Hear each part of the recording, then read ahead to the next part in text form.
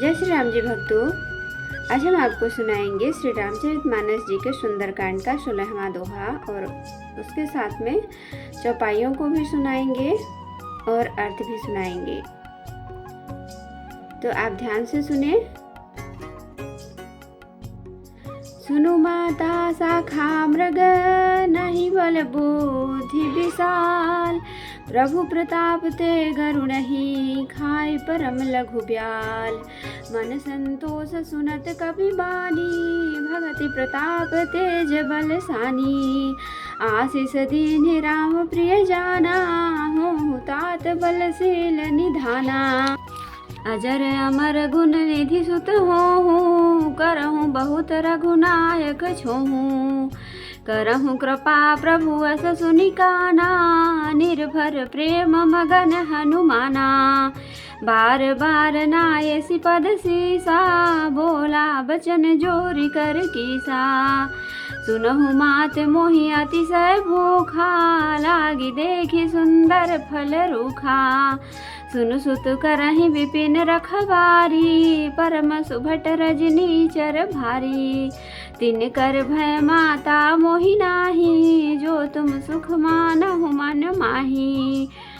देखी बुद्धि बल निपुण कपि, केहूँ जानकी जाऊँ। रघुपति चरण हृदय धरी, तात मधुर फल खाऊं।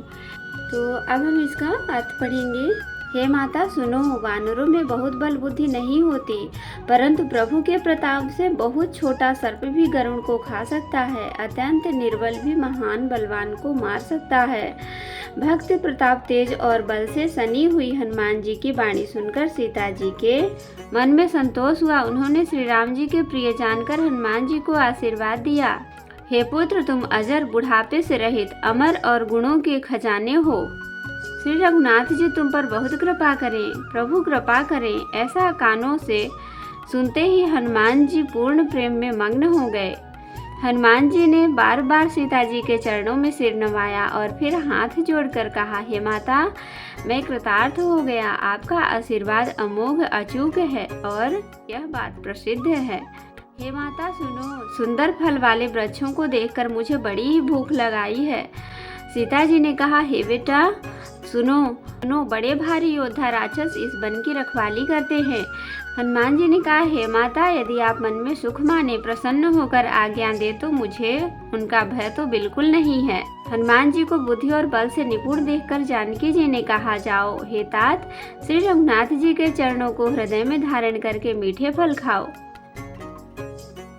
तो भक्तों, आज के लिए इतना ही। हम अगले दिन सुनाएंगे 17वां दोहा। तो जय श्री राम जी भक्तों।